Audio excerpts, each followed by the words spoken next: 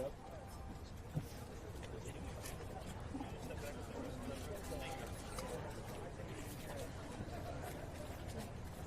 Great. Okay. Try to stand close enough to these mics.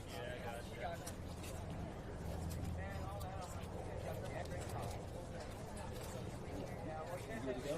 Yeah. Good afternoon.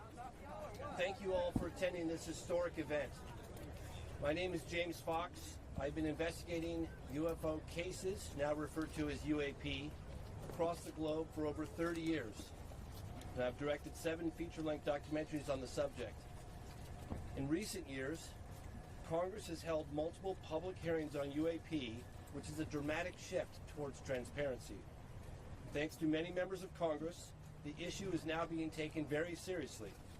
We, the people, are finally hearing accounts in a credible setting from first-hand U.S. military personnel about highly advanced unknown craft that fly rings around our frontline fighter jets.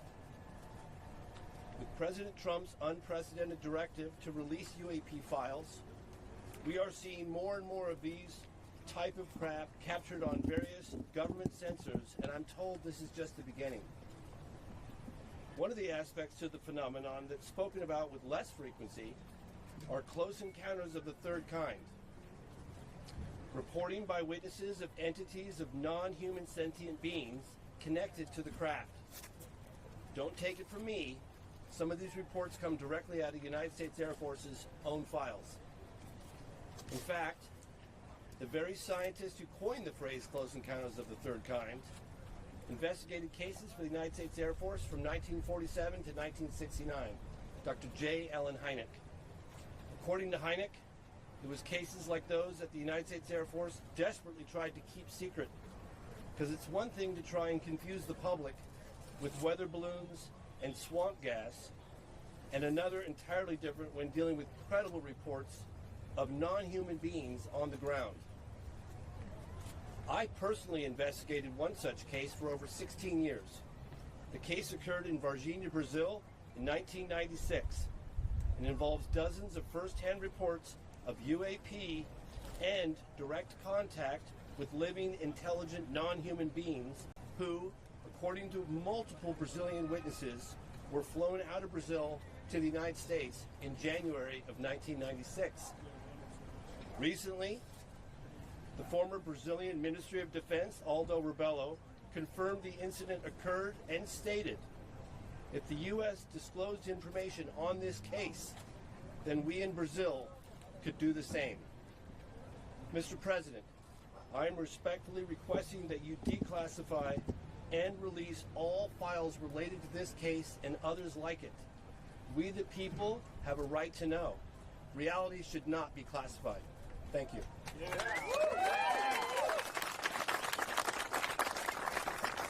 Hi everyone, thank you for being here today, and I just want to say, especially for the members sitting behind us, as you know, this Congress, we were given permission to stand up the task force on declassification of federal secrets. Many of our colleagues did not believe in this up until really the videos started coming out, and had it not been for the efforts of Representative Burlison, Burchett, Moskowitz, and the countless of other members who have backed us in this fight, you probably wouldn't see some of these files and videos that are coming out today. But it doesn't just stop here. For some time, we've been pushing for there to be legislation, whether it be whistleblower protections or the UAP Disclosure Act, and it's been time and time again stonewalled by various intelligence agencies and staff within the House of Representatives, which is why we are grateful to the administration and their effort, as well as Stephen Miller's office, in pursuing the truth, something that we all should deserve transparency on. And so our next call to action will be that we are meeting with the White House. We are requesting that whistleblowers receive temporary immunity or permanent immunity, and if they are able to divulge whether it is locations of craft and or advanced technologies. As you know, this is something that we are all wanting to know the truth on. And again, without your cooperation, we wouldn't have been where we are at today. And so thank you. I'd like to now introduce Representative Eric Burlison. Thank you all for being here today. I want to first begin by thanking everyone that's here, and I want to thank my colleagues behind me, this task force. We could not do this without the incredible leadership of Representative Luna and my colleagues on the team. We also wouldn't be here today if it weren't for the brave men and women who have come forward as whistleblowers, who have plowed that soil. We wouldn't be here without these individuals. And we also wouldn't be here celebrating the victories that we have were it not for President Trump. We finally have a leader that the American people can trust to challenge institutions that have grown far too comfortable operating without accountability. For decades, the American people have been treated like children, told that our government secrets that they don't get to know. Don't ask, don't expect answers, just trust the process. Well, the American people are done with that answer, and I'm done with that answer. Over the last 3 years, we have made more progress on this issue than at any point in modern history. We've held hearings. We've reviewed Russian and Brazilian records, including a formal FBI inquiry into the '96 Varginha incident, where witnesses alleged the Brazilian military captured non-human entities and craft and buried the truth. Today, Aldo Rebelo, who was the Ministry of Defense at the time, came forward and admitted that this event was true. We've sent targeted inquiries into MIT Lincoln Laboratories, MITRE, and every government agency that's been connected to UAP. We've worked with lawmakers across 4 continents. We've sought answers on cases like Matthew Sullivan, a would-be whistleblower whose tragic death deserves far more scrutiny than it has received. We've obtained video evidence, including the MQ-9 footage of a UAP incident off the coast of Yemen, delivered to my office through what can only be described as a Tom Clancy-style dead drop. Someone felt that they had, now think about this, someone felt they had to secretly hand information to an elected official, a member of Congress. Why would anyone fear bringing information to Congress? They shouldn't. We are no longer asking hypothetical questions anymore. Congress is requesting specific records and videos. These agencies and contractors know that we know that they exist, and we're going to get them released. We continue to receive credible claims of recovered craft and reverse engineering programs that may have operated for decades outside of any oversight. Those claims point to specific facilities, contractors, records, and people. Congress has a constitutional duty to follow them, and that duty does not vanish because someone stamped a document classified 30 years ago. It does not vanish because some bureaucrat says so. It does not vanish because a program has become so compartmentalized that even elected officials are expected to look the other way. The Constitution gave Congress oversight, authority for a reason. No elected bureaucrat has that authority. This information is not yours to keep. It belongs to the American people. They own it, and they deserve the truth. The most important people in this story are the whistleblowers. David Grusch, Admiral Gallaudet, Dylan Borland, Jeff Nusatelli, and the many others who haven't been named yet. Their careers were upended. Their families were torn apart. They endured an avalanche of stress, all because they believed this information belongs to you, the American people, and they attempted to and tried to get it to you. Some will say that they should have used more proper channels.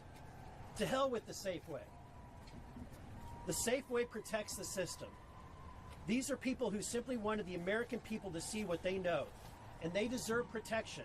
They deserve our respect, and they deserve a second chance. And we are at a different time. This is the age of disclosure. Mr. President, I'm asking you directly, waive the non-disclosure agreements that still bind these patriots. Grant immunity to anyone and everyone who has already come forward and everyone who will come forward. Open the door and let them speak. Because unless people know they will be protected, why would they come forward and step forward otherwise? It is time that we flip the script entirely as well. It has been said by people in positions that know that even presidents have been kept on a need-to-know basis, that Navy pilots, admirals, and generals describe programs to senior officials that commander-in-chiefs were never briefed on, career bureaucrats who view presidents as temporary help, here today, gone tomorrow. That is not classification, that's a constitutional crisis. Transparency must be the default in the United States of America, and it should be required for those with knowledge to come forward, not wait for us to ask. There must be real penalties for officials who knowingly withhold information from Congress. Playing dumb is no longer acceptable. Hiding behind classification is no longer acceptable. Mr. President, you know that the agencies lie. You know that firsthand. They have lied to you. They have lied about you. They do not cooperate easily, and they never have. This is the moment. Use the authority that you have, Mr. President. The American people are behind you. And everyone listening today in government, working for a contractor, retired, anywhere in the world, come to Congress. Come to these group of people. We will work with you. This is a worldwide call for action. And what you know, and help us please release every record, every file, and every piece of information. The time is now. Thank you. And with that, I'll yield to the General.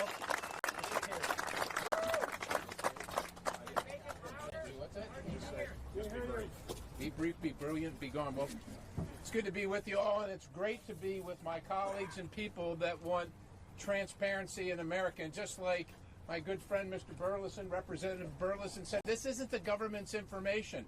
Unless there's some kind of national security element that's going to imperil our safety, this is our information. We should have it, every single bit of it, and you shouldn't be crazy, and you shouldn't have your reputation destroyed because you want to disclose. This is our government. This is our country. This is our information, and damn it, we demand it. God bless you.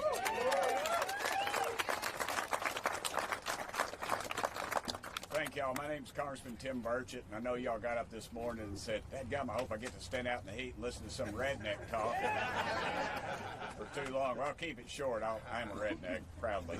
But it's a pleasure being here with you. I want to first salute the bravery of these folks standing back here on the back row for their guts.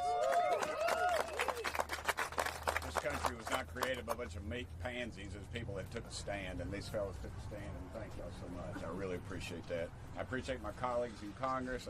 I even have to say it, I have to appreciate my friends in the media today, so there you go. I crossed over the divide.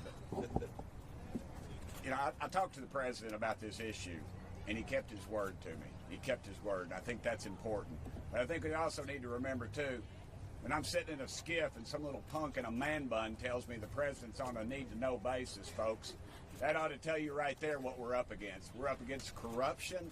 We're up against a cover-up. This thing's been covered up at least since 1947. Dadgummit, the public deserves the right to know. It's your dadgum tax dollars. It's not about little green men or flying saucers. It's about what are we spending all these millions and possibly billions of dollars on that these idiots tell us don't exist. And then yet we turn right around in the skiff and then they tell us they do exist. This is a cover-up. You all know it. We know it.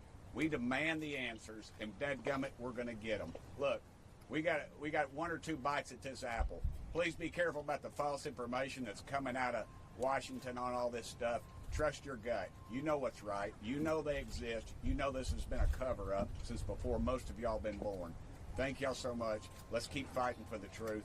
And thank you, Donald Trump, for keeping your word to me. And you all deserve to be in that skiff with us. We shouldn't be the gatekeepers, and none else of these jugheads up here should either. All right? Let's get at it. Thank y'all.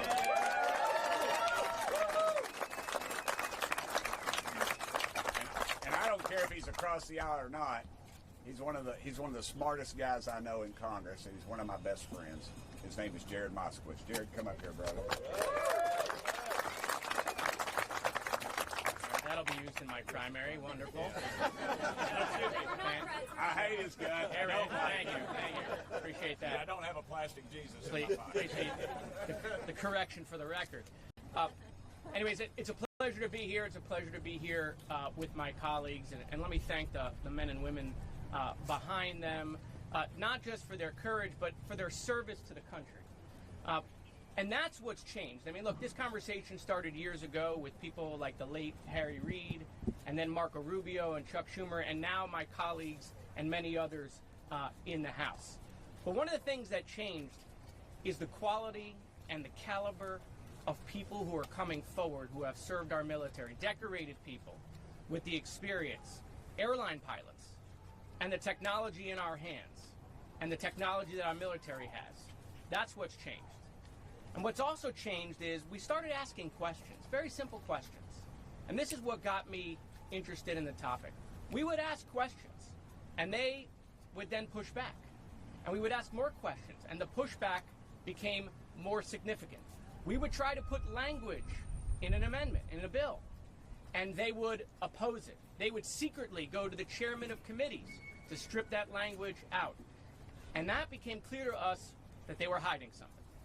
And so listen, I don't know what the full truth is, but I know we're being lied to. And the American people know that also. And so look, the time for disclosure is now. Disclosure today, disclosure tomorrow. The American people have a right to know. We know about these advanced technology programs. We know they come out of Area 51.